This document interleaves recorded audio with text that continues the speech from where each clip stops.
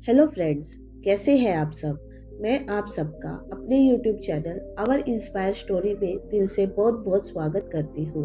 दोस्तों, आज मैं आपको एक बहुत ही फेमस कहानी स्वपन कक्ष सुनाने जा रही हूँ। तो चलिए स्टार्ट करते हैं। एक शहर में एक परिश्रमी, ईमानदार और सदाचारी लड़का रहता था।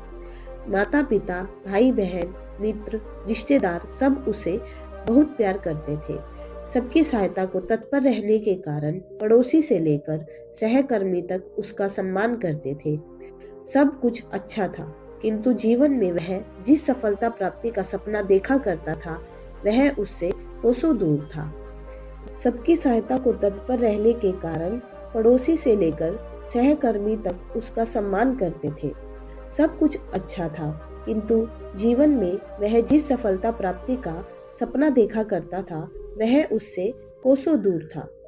वह दिन रात जी जान लगाकर मेहनत करता, किंतु असफलता ही उसके हाथ लगती। उसका पूरा जीवन ऐसे ही निकल गया और अंत में जीवन चक्र से निकलकर वह काल चक्र में समा गया। चूंकि उसने जीवन में सुकर्म किए थे, इसलिए उसे स्वर्ग की प्राप्ति हुई। देवदूत उसे लेकर स्वर्ग पहुंचे। स्वर्ग लोक का अलौकिक सौंदर्य देखकर वह मंत्रमुग्ध हो गया और देवदूत से बोला, ये कौन सा स्थान है? ये स्वर्ग लोक है। तुम्हारे अच्छे कर्म के कारण तुम्हें स्वर्ग में स्थान प्राप्त हुआ है। अब से तुम यहीं रहोगे। देवदूत ने उत्तर दिया। यह सुनकर लड़का खुश हो गया। देवदूत ने उसे वह घर दिखाया जहां उसके रहने की व्यवस्था की गई थी। वह एक आलीशान घर था। इतना आलीशान घर उसने अपने जीवन में कभी नहीं देखा था। देवदूत उसे घर के भीतर ले गया और एक एक कर सारे कक्ष दिखाने लगा। सभी कक्ष बहुत सुंदर थे।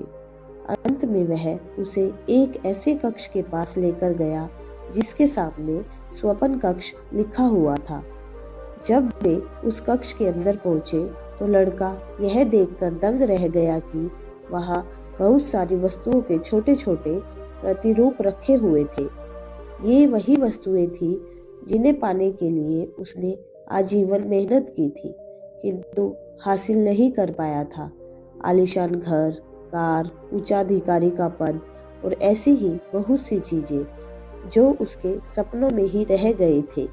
वह सोचने लगा कि इन चीजों को पाने के सपने मैंने धरती लोक में देखे थे, किंतु वहां तो ये मुझे मिले ही नहीं।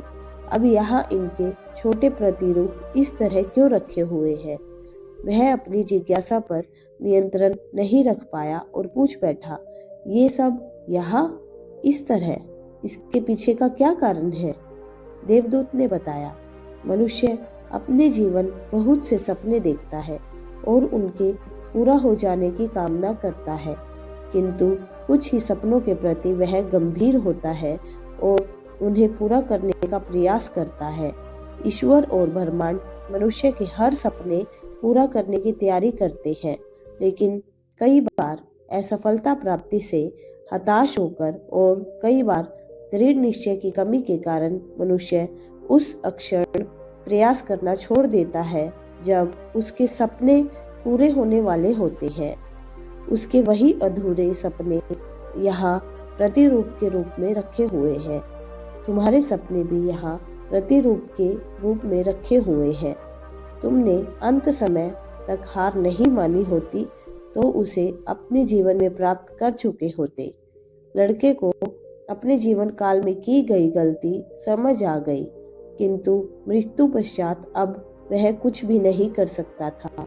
तो दोस्तों, इस कहानी से हमें यही शिक्षा मिलती है, किसी भी सपने को पूरा करने की दिशा में काम करने के पूर्व यह दृढ़ निश्चय कर ले कि चाहे कितनी भी मुश्किलें क्यों न आए, चाहे कितनी बार भी असफलता का सामना क्यों न करना पड़े, अपने सपनों को पूरा करने की दिशा में तब तक प्रयास करते रहेंगे जब तक पूरे नहीं हो जाते। अन्यथा समय निकल जाने के बाद यह मलाल रह जाएगा कि काश मैंने थोड़ा प्रयास और किया होता। अपने सपनों को अधूरा मत रहने दीजिए। दृढ़ निश्चय और अथक प्रयास से उन्हें हकीकत में तब्दील करके ही दम लीजिए। दोस्तों, आपको हमारी ये कहानी कैसी लगी, आप हमें कमेंट करके ज़रूर बताइएगा।